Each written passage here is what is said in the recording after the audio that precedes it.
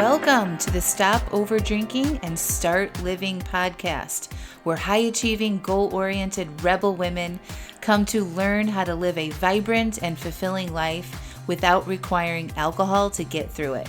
No labels, no judgments, no saying you'll never drink again. Just real proven methods to help you stop rebelling against yourself with alcohol so you can drink less and do more. I'm your host, Angela Mascenik. Let's dig in.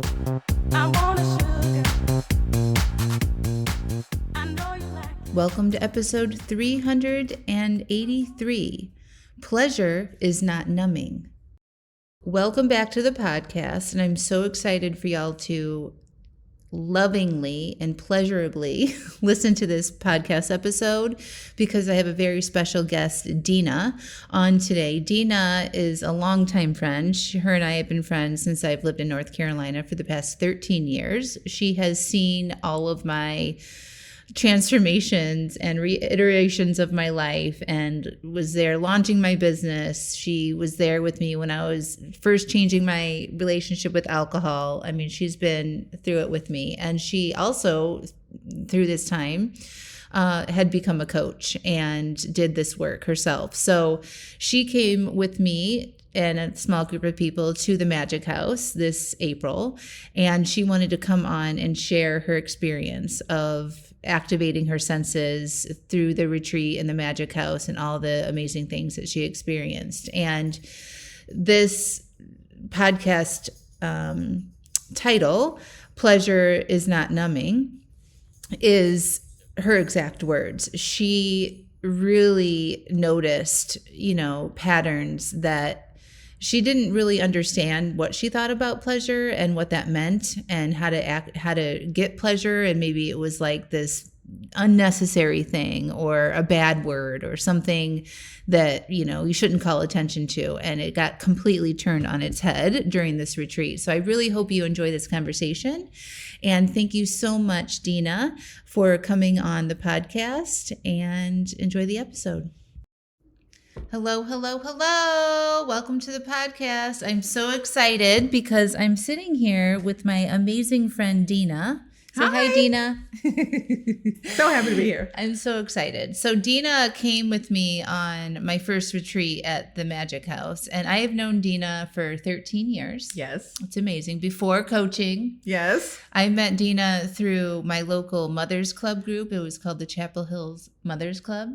Yes. And we've been friends ever since. So we've both gone through major life changes, raising kids, launching kids into the universe. Dina's kids are older and they've left the nest. Oh my goodness. I know. And then she's witnessed me transform my life through coaching and starting my business. And then Dina became a coach and transformed her life. And it's just been such an amazing journey for us both, right? It has been. I'm amazed, but not amazed because yes, that's what happens. Yeah, so good.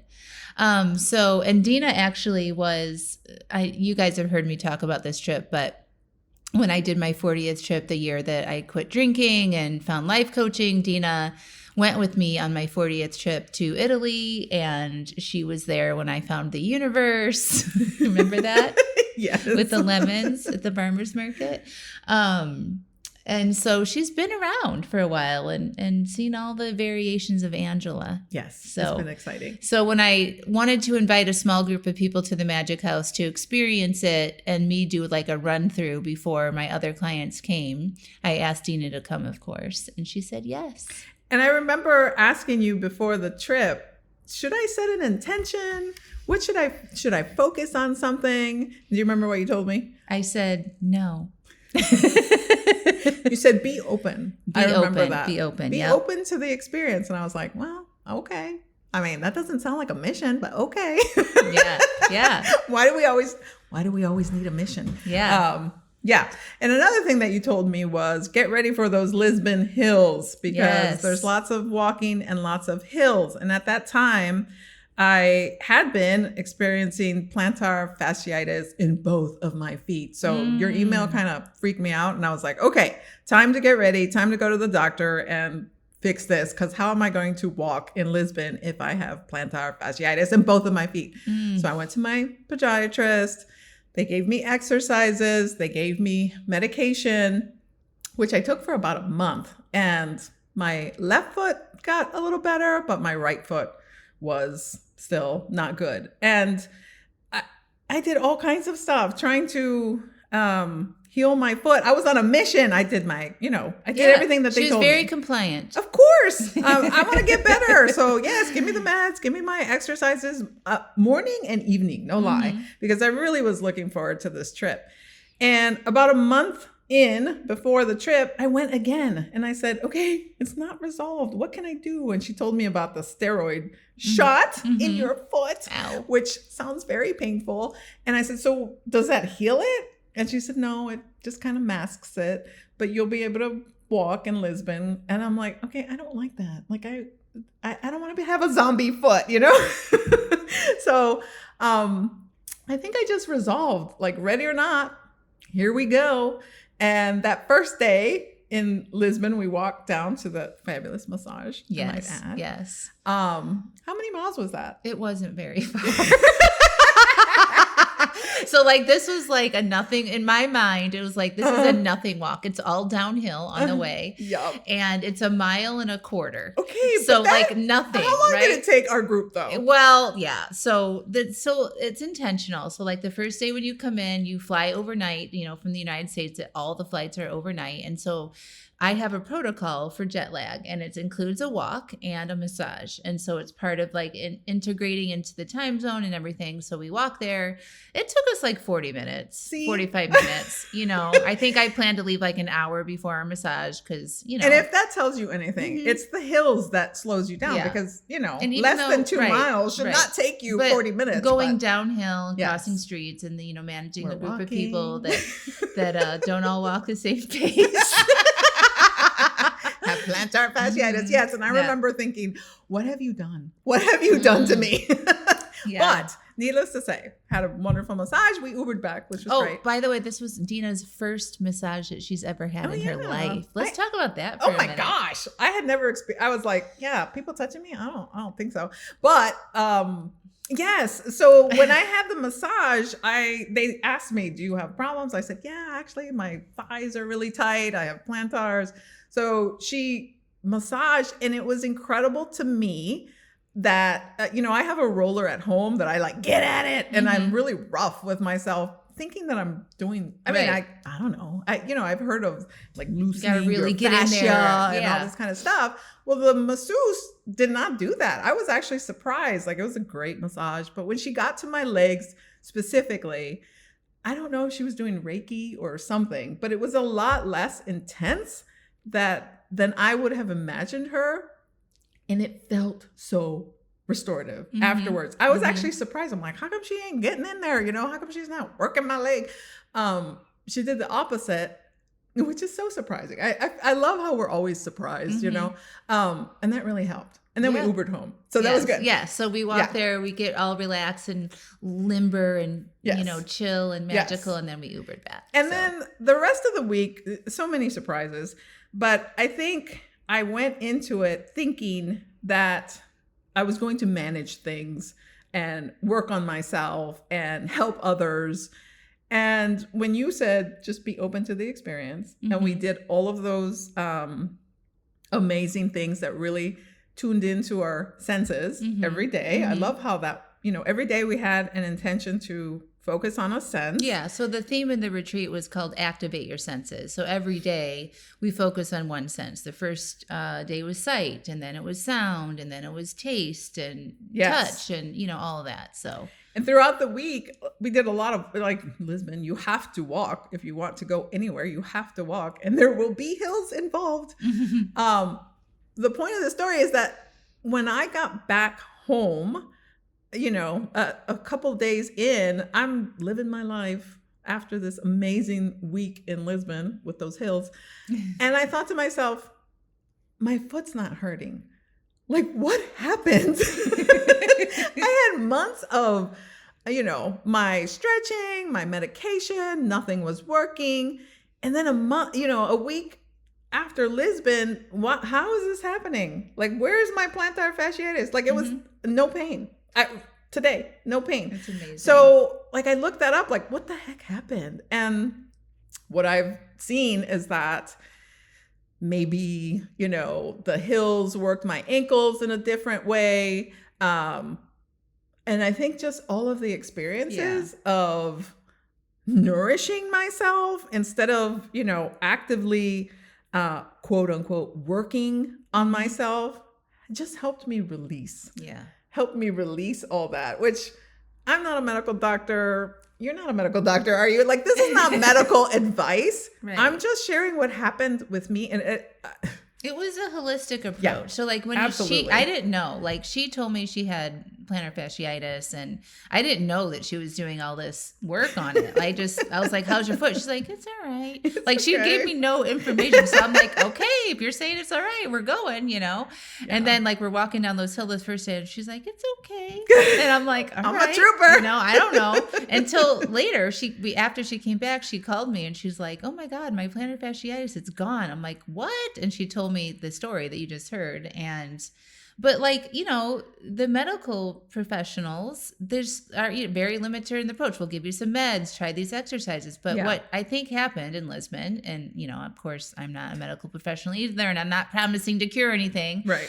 But it was a holistic approach. It was a whole body approach. It was a mind-body experience where you got the massage. You did you went to yoga, different yoga experiences. But none of it was intense. Like that was the thing, right? None of it was like this hard, intensive, I'm going to fix this thing. It was like you got into nature, you did some healing work, we did sound therapy, we did yoga, you got the massage, We spent the week inhabiting our senses instead of managing stress. I feel like that was a big difference. I think in our lives, we are intentional about working on ourselves, managing our stress, doing all of these things, instead of just living in our life. And that week really, it showed me another thing that I learned was how disconnected I was from my body, from my senses. Yes. And I'm a very intentional person. Yeah. And she's a coach. And I'm a coach. So I know about the mind-body connection. But I think sometimes for me, it's very easy for me to get in my mind and think about mentally like, oh, I need to change my thoughts and I need to be positive and I need to power through and all of these things instead of checking in. Like, how is my body feeling? Yes. So like what you're describing is what I say all the time on the podcast and to the clients is get out of your head and into your body. So that's what, we are also like, this is the problem. So like so many of us, including Dina, are like high achieving, successful, smart, capable, more, goal oriented, right? And managing all these things, but we don't know how to use our body as wisdom, as a guide. And so this retreat is exactly like I get chills. I'm getting chills right now about it in my body. Yes. Because it's like, yes. It's learning how to use your body to help you with whatever it is. And it has this infinite wisdom that when you tap into it and we use the senses to access it and its wisdom, it will help you understand things at a greater detail. So keep going. And very early in the week, I noticed that my thought about pleasure, because let me tell you, I can't wait to hear this. Angela does not do things halfway. Like I've traveled, we've gone to Italy together. We've been to Charlotte together. Like we've traveled and we've done other camps and retreats. Yes, like in we have Dina's professional life together. Yes. Yeah. And so we've traveled together and, Angela does not half-ass stuff. Like we're going to do the best things. We're going to find the good restaurant. We're going to find some really great activities to do. We're not going to be like sitting around. The Magic House was magical. Like the first moment that I stepped in, I felt taken care of. Like, aww. Yeah. And it was beautiful. It was well thought out. And like all of the meals were catered, which was amazing. Food was so good. Everything was just pleasurable. And I think very early on in the week, I noticed my reaction to pleasure. I think I was using it like the P word. You know what I mean? Like I was making it like pleasure is some sort of bad word or something. Like that's something, I don't know, something, I don't think I understood it. And what I learned is that pleasure and relief are not the same thing. Mm-hmm. Pleasure and numbing are not the same thing. And I think we spend a lot of time managing ourselves. Mm-hmm. We get overwhelmed, we get stressed, we get busy. So we know that we have to, quote, do something for ourselves, which is usually pleasurable, but it's almost like it's a job. And, you know, like I said, it's relief and numbing are not the same thing. When you insert pleasure, it actually nourishes you. And I think a lot of people at the retreat, they had that same thought that they would share, like, wow, this is amazing. Like this food is delicious. This activity was so much fun. Yoga made my body feel so good. Pleasure, pleasure, pleasure. And what we soon realize is that pleasure is nourishing. Like it's so good. And I think, do you see that a lot, that people are trying to numb or find relief? Yes. So like when you say that, it's like, you know, for all of you listening to the podcast, you're here because, you know, initially because of drinking, right? And wine or your drink at the end of the day is the only pleasure that you have. And heaven forbid, you know, we talk about taking that away. And that's exactly what Dina's talking about. So like in my coaching process in Alive AF, we work on adding more things that make you feel alive throughout the day, giving yourself more pleasure through different ways. And they're not all like big things that you have to do. Like people think, oh, I need to go get a massage, or I have to take a bubble bath, or I have to do, you know, or like maybe it's through food, or I have, you know, like that's not really what we're talking about. It's like you're not, you add pleasure into your life so that you don't need to escape and get that relief at the end of the day. Does that open it up a little bit more? Yes, because like at the end of the day, you know, whether it's through drinking or through food or something, you're trying to find relief. Like you're overwhelmed. And so or tired or worn out. Resentful. Yes. And so you're trying to find relief. You're trying to find like some sort of like make that go away, make that angsty thing. You know, and so we numb or we try to disconnect from our bodies. And scrolling TV, Netflix, like just, you know, get me away for a moment. Turn it off. Yes, to find some sort of relief. And we kind of think that pleasure is found in those things, but it's not the same. Like relief and numbing are not the same as pleasure. And pleasure is found through our senses is what I found, you know, through the week. And it's like, wow, that was really cool. Like that sound bath was pretty epic. That yoga, like that was amazing. That felt good in my body. That art class, oh my gosh. That was so fun. And all of these experiences throughout the week, like just really made you understand that. I can't even. It's hard to explain. It's hard to explain. But like when you are intentional, which we were, like it was intentional. Like I had a daily theme that we followed, and like I called in, like, you know, when we would come together as a group, I'm like, okay, this is our sense of the day. So if it's sight, like what are you seeing? What are you not seeing? What are you noticing? Right. So like we're being intentional about activating our sense. And when you pay attention to that and you drop into your body and you're you know, I asked them to, how are you feeling in your body right now? Notice that you have a body. Notice your feet on the floor. What is your breath doing? What does your skin feel like, right? And you're bringing your attention to your body instead of staying up in your head all the time. It just makes you notice what you're actually experiencing, right? A phrase that I read somewhere is that in our lives, we're digitally and otherwise overstimulated. But we're sensorily, what a word? Deprived. Undernourished. Yes. Sensory. Undernourished. Deprived. We're not in tune with our body. We're not like experiencing the thing that will, you know, help us. Right. And Yeah. I mean, I really love that whole connection of living itself is healing. Yeah. You know, being in your body is healing. Another thing that I want to point out too is that I was very tempted to get all my shit together before I left. You know, like, did I want to have 10, 15 pounds off, lose some weight before I went? Yeah, that would have been great. Why though? Why? Yeah, right? I mean, it's almost like I'm on a mission to be my very best before I get there, and everything has to be worked out before I get there. I don't know. It don't make no sense.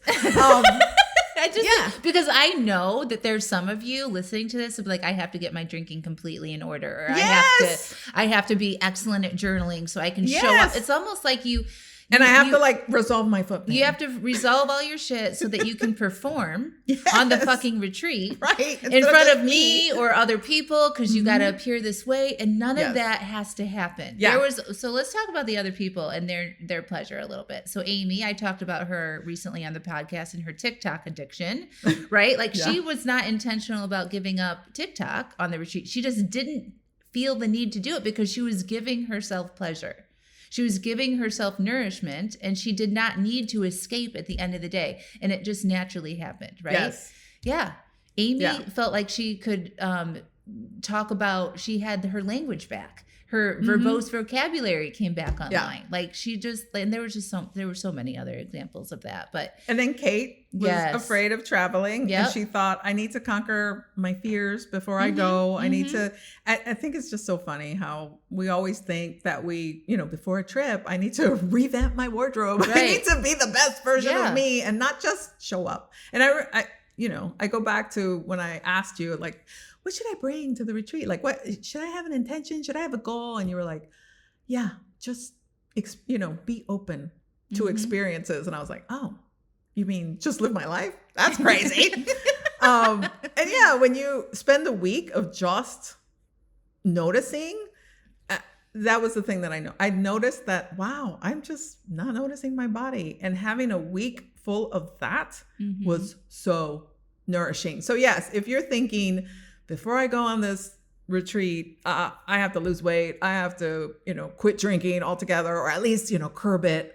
Whatever it is, no, you don't. You just show up and be open. I love that advice. That is the best advice, because when you do that, I think that starts the practice of like, oh, you mean I'm going to listen to my body? You mean I'm going to pay attention to my life and what's happening? Oh, okay. And I can tell you that after, a week of practicing, because like I said, I'm very heady. Like I love thought work and I love like changing my thoughts and stuff, but practicing being in my body has really sustained long after this retreat, right? Like I now listen like, oh yeah, instead of sitting around after dinner, my body does want to move. I do want to see the sun. I do want to go for a walk. And I feel like before it's like, I'm trying to find numbing. I'm trying to find relief. And I'm thinking this is what will help by me scrolling and watching TV and not moving my body. No, that's not what my body wants. Yeah. When you really start practicing for a whole week to be in your body, it gives you a lesson that you can continue and take on. Just like how you said, Amy, like these unexpected things that you're like, oh, when I listen to my body, like you said, it has a lot of wisdom. Yeah. So yes, don't think that you have to fix yourself so that you can, be better when you show up. Because no, you don't. No, you don't. Yeah. And I think too, like just coming to the retreat and like having it all taken care of for you. Like obviously that's not real life, right? Like our real lives are not set up in a way, I mean, it should be, but we're not, that, people are like, you just sit down and food, delicious, nourishing, healthy 4-course meals are like put down in front of you and then cleaned up. Like, like that's not how most people live our lives.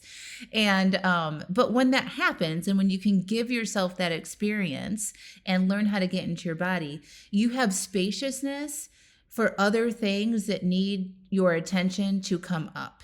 And so Dina, what came up for you that, maybe you didn't know? The fact that I didn't notice how disconnected I was from my body, that I was using pleasure like a bad word or like a duty. Like, oh, we were talking about like, taking my stupid walk for my stupid mental health. Drinking my damn water. Now I got to pee all day. Because I have to, not just like experiencing my life, taking a moment to like, wow, this walk feels good. The sun feels good on my body. This water is delicious. Like I was thirsty and now I'm drinking. I love eating good food. This is delicious. All of those little moments. I think that's what I learned. Like I learned that, that the big theme is pleasure is nourishment. Yeah. It's not a bad thing. It's not a job. It's not a duty. It's actually something that you need. We were talking about how, why would we have why do we have senses to begin with? Why? We could all be robots and get a lot done and, be the badass women that we were meant to be. But no, we're given this body to experience our life in a whole other way, not just mentally, like physically. Yes. And the way do we take care of ourselves is through our senses. And that has been such a big impact for me. So Dina, can we talk about the thing that you had to miss on the retreat? The hike. Oh, yes. Oh my gosh, that day. I know. So Dina, obviously I just asked what her big thing was, unexpected thing was. It came through when she had the spaciousness to notice.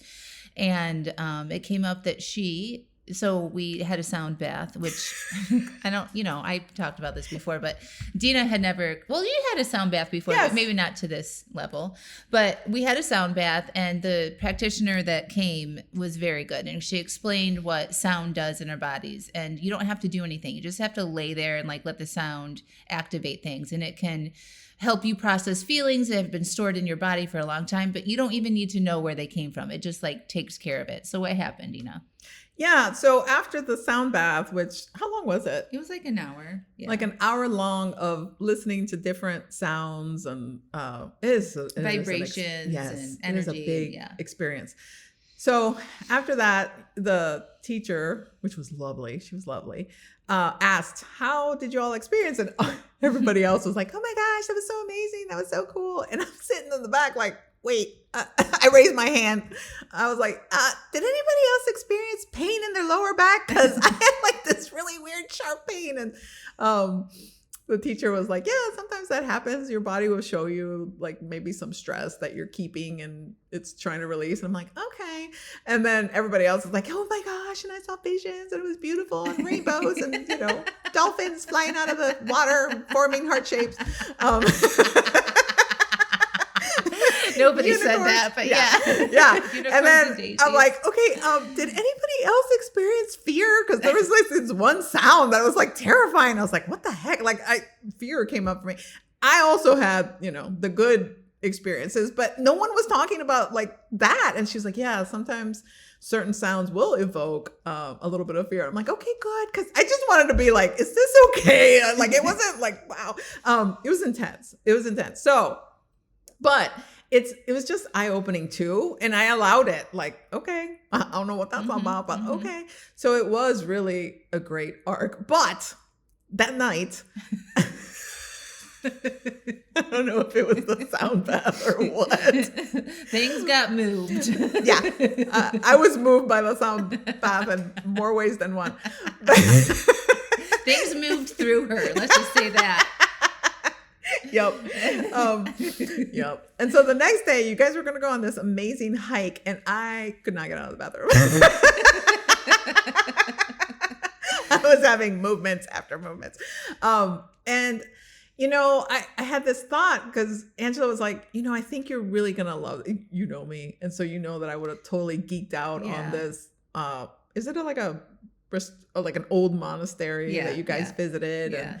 And we had an amazing tour guide. He came over that morning. So like part of it was like surprising them. Like they didn't know. They just knew that we were going on a hike, but there was like this surprise at the end. But Dina told me she wasn't feeling well. And I was like, as a retreat host and leader, I'm like, I have to like, I push them a little bit, but I also like, it's a balance of like letting them trust themselves and like listening to their fucking bodies. Like I'm trying to teach them this whole time. So, but I gave her a little bit more detail than the rest of the group just to see and to, like where she was. So I told you a little bit. I'm like, if you can do it, like this would be something not to miss, But she held strong and it's like, I gotta. And I saw that battle between mind and body because I am a coach. And so I'm thinking, okay, but there'll be bathrooms out there. It's the wilderness. Like if I have to use the bathroom, like I'm a badass. I can, I can do what I got to do. And I'm sure it'll be, fine. But my body just kept saying, no.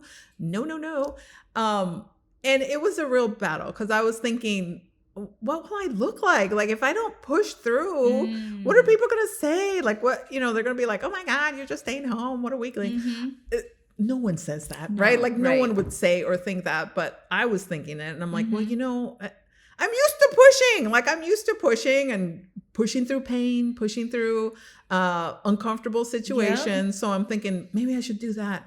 But I was like, wait a minute.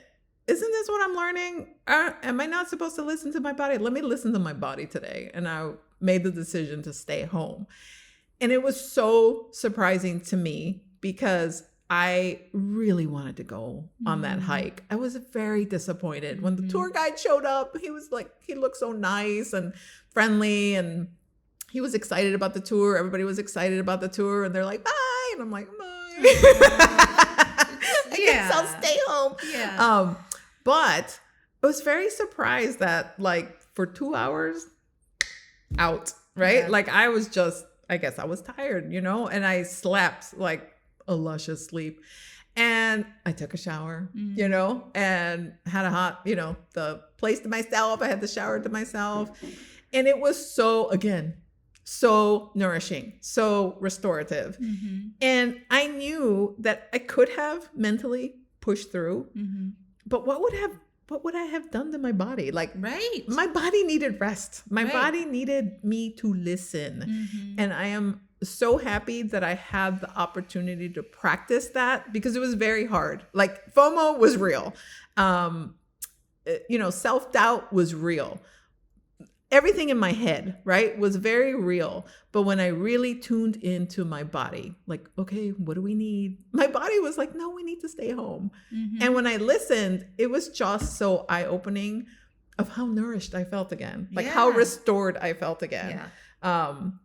Could I have pushed through? Maybe. But what would my body have felt like after that? Exactly. Like if you would have pushed through and done it, sure. And then, it could have been amazing, but then you probably would have been depleted on other things or maybe something, you could have gotten sicker or who knows, right? Yes. Like it just wasn't the decision, like by listening to your body helped you. Yes. But you also, that was what Dina needed to learn on this retreat. That's what needed to come up. That's what the spaciousness and being cared for allowed her to see. And that has now, for sure, like continued on since you've been home. As women and as moms, we're so used to pushing through and not listening to our bodies. Making our kids go to school when they're sick, like all of it, right? Going to work, people expect you, like all of these expectations that our culture has. Yep. Yes. Just suck it up, take some pills. You got this. It's not that bad. And then at the end of the day, what do you need? Rest. Relief. Right. And it's like, wow, I've been pushing through all day. Like, okay, maybe I need to numb out. Yeah. No, you don't. Like you need to just nourish yourself. Yeah. Like take care of yourself. So yes, that was a great opportunity to practice something very practical. It seems like so easy. Like listen to your body. No, I noticed that it wasn't. You have to override your brain at the same time, right? Correct. And the more practice you have doing that, the easier it is. So like, tell us now, like, how do you incorporate that? Absolutely. Yeah, absolutely. Like I tune in to my body. Like I know mentally what I have to do, what my plans are, what my intentions are.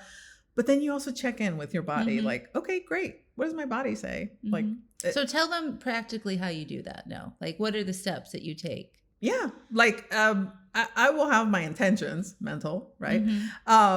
And plan out. Like, what are my intentions? What are my goals? What do I have to do today? And then check in. Like if I get that gut feeling or that like, it's good to check in mentally, right? Like today we went to this, Exercise class. Thank you, Angela. I recruited Dina to come to my women's weightlifting class. It's a circuit of how many, like 4 stations? Yeah, 4 or 5 stations. And, these are hard things. These are not like easy things. And the owner was so gracious to come over and help me as a newbie.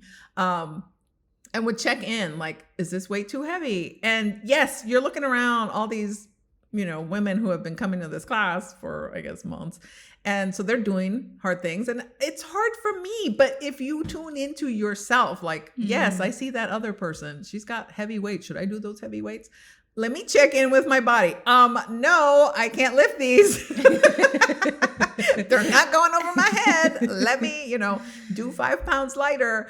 And it is like this balance of, yes, you need to challenge yourself, but you really need to tune into your body. What is your body telling you? Like, okay, this is not going to go over my head. Let me take the lighter weight. Oh, there we go. That will help. So just using that practice. Yeah, I think just that question, that pause, that consciousness enough to stop and say, close your eyes. How do you do it now? Like for me, it's like I close my eyes. Yep. I take a breath.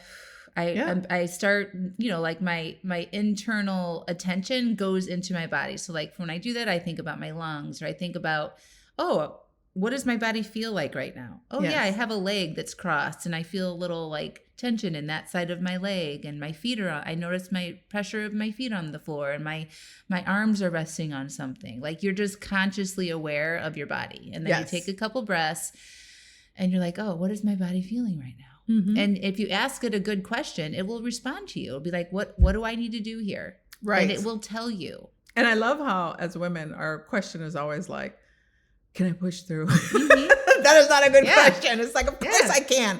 But what is my body telling me? Like, how do I feel? And yes, the wisdom of your body is amazing. Yeah. And it will direct you. And it gets sharper. So I don't know if you notice this, but like your access to checking in with your body, like that sensory experience gets sharper over time. Like it becomes more intuitive, and like you just get used to, for me anyway, because I do this a lot. I get used to using it as a tool for me, like throughout my day. And it becomes this sort of like automatic thing that I use. And I do love that week in Portugal was kind of like a practice of really practicing that, because let me tell you, if you had told me that you have a course something to read that I could learn in my head of how to do this, I'd be like, yeah, let me, are there questions? Yes. Let me read about this. Let me get in my head about using my body. I'll become an expert, and I'll read any book, and I'll, answer any question. But having the experience of practicing it practically in your body is completely different than learning in your head about how to take care of your body. So, yes, I love that you said that. That is so like, so many of you guys listen to these podcasts or take a class or observe people getting coaching or get coaching, but what actually moves the fucking needle is doing it. It's true. Doing it in your day-to-day life when real things come up, and practicing this stuff. Like that's what makes change. It's the behavior. It's the act of doing it. Yes. And you will see that little battle between your brain and body. Like I did that morning. It was like your brain will be like, no. But your body's like, no. And I like that you say that, it gets better. Like you hear it more, because it's true. I feel like the beginning of the week, it was almost like whispers, right? Like, what are we doing? Oh, this is, these little things. And yes, by the end of the week, it's like, yes, you start hearing. You're online. You become in tuned. Yes. Yes. I was, this weekend, it was Mother's Day, and they opened our pool, which I thought was earlier than normal. And so my youngest, Arlo, wanted to go to the pool, and it was cold. So like, it was hot outside, but he just jumped in. I'm like, ooh, he's like, yeah, it's cold, but once you get in, it's nice. But you just got to lay here and like not move around. So I'm like, okay. So I put my feet in, and he was right. Like if you just like get over the initial shock, like your feet just sitting in the water, it's not that bad. But if you're not moving around, I'm like, okay. And then it was getting really, really hot. And I was like, okay, I think if I just get in there and just stand still, then it won't be that bad. And so anyway, I worked up to it and I finally got in, but like only a little bit. And I was torturing myself, that shit. And it's just like, this is like a whole nother podcast episode. It's like, do you want a slow torture or do you just want to get a fast torture and like get on with the pleasure? Right. So I knew, and I kept imagining what, like my body wanted to swim. My body was like, I can imagine you swimming and floating in this water. Like that's what it wanted. Right. And so I'm like, okay, I can like rip the Band-Aid off here and like get to that. And so that's what my body was just like visualizing. And so once I did, I'm like, okay, I'm just going to do, and I like got in and swam. And it was so delightful. It's only 72 degrees in the water though, by the way, that's just very cold. It's very cold, but it felt so good once I got through that, right? Like that initial discomfort to get to the pleasure. And I love how you know, if you listen back to that story that you just told, you can see the back and forth of your brain. Your mind is saying things and your mind is imagining things. But then when you actually do it physically, it's like, oh, yeah. But just the pull of it was that my body wanted to be refreshed and float in that water. Yeah. Lovely. Yeah. Lovely. Wonderful. Yes. What else? Yeah. I mean, wow. We could go on and on, but yes, I just think that the fact of actually practicing, really tuning into your body is so important because and I just love how I discovered that the senses are very interconnected, right? Like the sound, when you listen, like when we listen to like a song that we love, you're not only using your ears, your mind is lighting up and you're feeling things. And so it's all interconnected. Yesterday when I took a walk, I was loving the scenery, but you could hear like the cars from I-40. And, just being alert of like, oh, wow, look at this. Like I'm using all of my senses. Everything is happening and it's all part of being. Yeah. And that's such a nice thing to practice. And it's so weird that we're talking about, how disconnected we are. Because I think we just live through our lives not understanding. It's like once you notice it and you start practicing, it's really hard to not see it. So like I've been noticing lately, this is something I want to do a little bit more research on, but when I scroll on my phone, I feel disassociated. Like literally I cannot feel my body. Like I feel like I'm floating. It's so weird. And like yesterday I was doing it, I was like, it was like such an uncomfortable sensation for me because I'm, I considered myself like an embodied person and I'm connected to my senses and I practice this stuff. And it's so discombobulating for me. It just feels like I'm not in my body and I don't like that. The reality check is when you tell yourself, oh, I'm just going to check for a minute. Yeah. And then you look up and it's been half an hour. I mean, it's crazy. It's like, how did that happen? You go into a twilight zone and you're not connected with yourself. It does not feel good. So anyway, I have to like look at that a little bit and like, it's just a sign like this, put this shit down. It does not feel good. I actually feel physically bad when I do that now. Yeah. And so that is motivating me to just like, as soon as I feel that, I put it down because it's just like, what are you doing? Like, this is not giving you pleasure. There's so many other things that you could do. Like, and I was noticing yesterday, a lot of people struggle on the weekends with spaciousness. Like not having things to do. And my husband and I yesterday, it was Monday and it was after dinner and we were waiting to go pick up our oldest from their job. And we don't have a TV in our living room. And so my husband and I are just sitting in the living room. We weren't even talking that much. And I was just looking out the window. And I'm like, do you know how uncomfortable that is for so many people is to just sit there and like actually not do anything? Yes. But that's exactly what we needed to do in that moment. My husband had closed his eyes a little bit. I was just like literally looking out the window and being bored and just sitting there and being. Yes. Yeah. I mean, the thing that I noticed too is that I love to quote multitask, which, that's a whole other podcast too of how that's not a thing. But I did notice that before the trip, I would want to do dishes and listen to a podcast or, read or have my audiobook in my ears while I'm doing other things. But what is that really doing? It's actually really disconnecting. Again, it's like a form of disconnecting. And I think in the guise of trying to be productive and in the guise of managing our lives, we really are practicing again, that word of numbing and disconnecting. Yeah. And yes, why is it so uncomfortable for me to quote only do dishes and not do something productive? Right. Like as if doing dishes is not productive, right? It's like I gotta be doing stuff.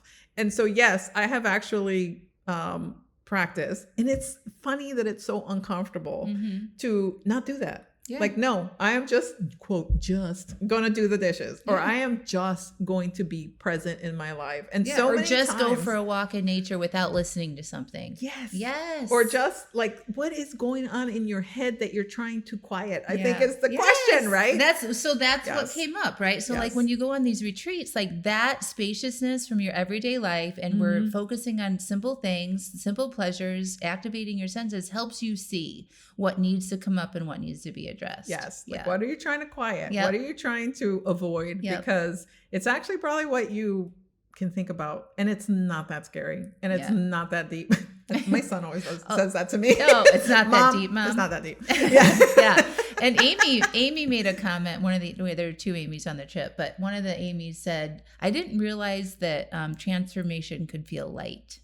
Ooh, yes. You know, it doesn't have to be this extraction of your deepest childhood wounds and all of your traumas and things. It really, really doesn't. Yeah. Like my massage, I was genuinely surprised that, my masseuse was not going in there and working it out, because I think we're so used to struggling, in order to fix ourselves and managing and it being like, and I think we feel like that's making us stronger, but no, I think we forget that we're just living beings. Yes. And like, how do we treat plants? Like, do we go over and wrangle them? Like, you gotta have a goal and you gotta wrangle that plant. It's like, no, you give them sun, you give them water, you nourish them. You talk to them. You talk to them, like you're a beautiful plant, all that stuff. And it's like, yes, that's how they grow. That's how they are nourished. Why do we think that we're any different? Like, why are we doing that? Like, yeah. It's so good. So thank you so much. Thank you so much, because I think, wow, what a great opportunity and what a great practice. Even for people who quote no, right? Like, yes. So that the group of people that I invited, Dina included, were people who knew, right? Like, so they were entrepreneurs, they were coaches, they were healers, like they were, people similar to me and had been on retreats before and do their own thing. And like, just, they weren't just like fresh off into self-development or self-help or anything like that, and so I wanted their feedback on this experience, and it was just so delightful to see everybody just have their own transformations and their own awarenesses nourished. And being nourished. My God, that was amazing. Plus like the friends that you made on that retreat. Oh, yeah. Can you even? No, I mean, they're just like, people had to share rooms with people they didn't know, and like, oh my God, best friends for life. The conversations that you get to experience when you're not in your daily life is just so transformational too. Just to give yourself the opportunity to just be and to just that too. I was so impressed with how everyone was very open to being vulnerable. Like, I think from the get-go, the first person that you coached just let it out, right? And I think that example of like, oh, okay, we don't have to be helpers. We don't have to be like wise coaches. Yeah. Oh, we get to just, really just wonder. Yeah. Like how you said, be open. I think that really helped everyone, like, oh, okay. Like, it was like an exhale, right? I think we were all like in the inhale. Well, it's really interesting because, in our regular everyday lives with our friendships and our family relationships or our professional relationships, right? Like we have this persona or this identity that we have to live into, or we think that we do. And we often don't let our vulnerabilities come out in those relationships because we don't want to be judged. You don't want people to remember this stuff or like think there's something wrong with us. So when you put yourself... Or we want to be helpers. Right. Or you want to be helpers or like, let's not be a burden to other people. Right, let me help. Right, right. And so when you go into a group of strangers or people that you don't know that well, it's actually easier for you to be vulnerable because these people don't know you. You're not going to have to go back to your regular life with them, and they're not going to carry that information with them. So it's actually it's a healing place for you to like let that stuff come up and to share it and get the support that you need. with strangers. And I thought it was so wondrous too that we were all so similar. Like you start to normalize, like, oh my gosh, these people worry about this too. And these people need coaching about this, same topic too. Yes. And I feel like every time someone got coached, we all saw ourselves in the coaching. Like we all saw oh my gosh, they think that too. Like you could kind of translate that into it may not have been like the specific life experience, but you could see the similarities. And it was so helpful to feel seen and think of, solutions or different thoughts that are like, oh yeah, like that would be so helpful. And I think just the fact of like, wow, someone else can be vulnerable. And that is so helpful. I can do that too. That was such a great space. And also like you see other people be vulnerable and see how the group responds to that without judgment. Yes. Like you can be like, oh, you can share your shit and people aren't judging you. They're just here loving you and supporting you. Like it just really makes you have faith in the humans again. And like, we're all just doing our best and we all have our shit and we're still beautiful just the way we are. Yes. And just an amazing and strong. Thing. Yeah, like there's no doubt that people go through, really hard stuff. Yeah. And we are just trying to, do our best. No question about it. Yeah. But yes, having that space available, I think is phenomenal, Angela. You've done such an excellent, like I said, we've traveled before. I know what excellence is. I love good restaurants. I love the good life. You would think that you didn't, like the way that I'm talking of like how I wasn't in my body. No, I feel like I am the personality who loves to celebrate every freaking holiday, every, opportunity to celebrate. I think that's my motto. Yeah. And yet, you really open that up. Like you really presented a space and a place where you can just do that. And like I said, pleasure is not a bad word. It's actually so nourishing. Love it. Yeah. Love it. Love it. So would you recommend people coming on the retreat? Hello.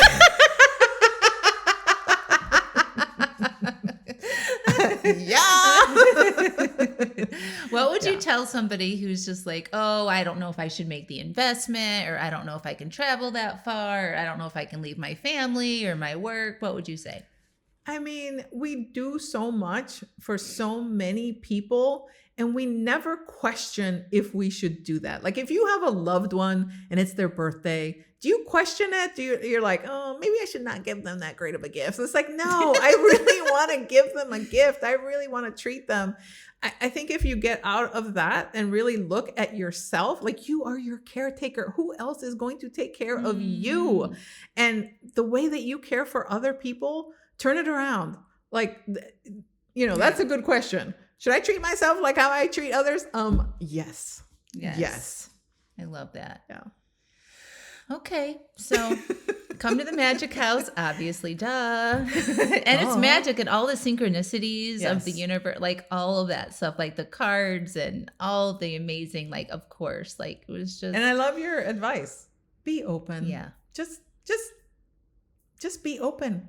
Yeah. Be open to having an adventure of a lifetime and seeing what happens. Yes. And like being surprised and delighted of unexpected surprises that you'll get and things that you might be able to cure and all the magic that is waiting for you that you don't even know what's going to happen. Like that is like, we're not done exploring. We're not done finding new things out and finding new interests or new friendships or any of that stuff. Give yourself the opportunity to have magical delights land upon you. Yes. Yeah. My body is telling me. Yes. Shout it from the hilltops. Yes. Oh my God, do it. Yes. Yes. So good. So Dina, as a coach herself, and she loves to give a lot of amazing wisdom. And so you can actually go follow her on Instagram. And her Instagram is at latina.dina. It's LATINA.DINA at latina.dina. Yes, I'd love that. I'd love to connect. Yes. Because I know how to nurture people for sure. And we would have a lot of fun. Let's do it. Okay, cool. All right, friends. Well, we hope you enjoyed the episode. Get your pleasure. Go out there, get into nature, connect with your body, practice, and join me in real life at the Magic House. Okay? All right. We'll talk to y'all soon. Bye. Wow, wow, wow. Wasn't that so good? Thank you so much, Dina, for your wisdom and your reflections and sharing the magic of the Magic House with my listeners. And if you guys want to experience something that Dina did, or you want to activate your own pleasure, or you need the spaciousness to see what needs to come through, and you want to learn how to use your senses to help you navigate this human experience in the most pleasurable way, you must come to the Magic House. So the next opportunity that you can come is April of 2027. There's still 2 private rooms left. And if you want to share one of those rooms with somebody, you also could do that. You just need to reach out and we'll figure it out. The room can be split into 2 single beds, and you can share that with a friend or somebody if you'd like. So reach out if that's a possibility, or if you just want your own private room, you just sign up for it. So the link is in the show notes. And then after that, I'll be launching new retreats and new opportunities and whatnot. But those are the next opportunities for you to join me. I do have another retreat coming up next week at the Magic House. If you are somebody that wants to be very spontaneous and grab a spot for that, there is availability. So you can sign up for it and come. I'm having another retreat in November, but it's full. So the one that is available is April 2027. And more things are going to be happening at the Magic House. So stay tuned for that. But you should definitely come if you've been thinking about it. You deserve it, obviously, and you never know what magic awaits you. So I hope to see you all there. All right, friends, thanks for listening.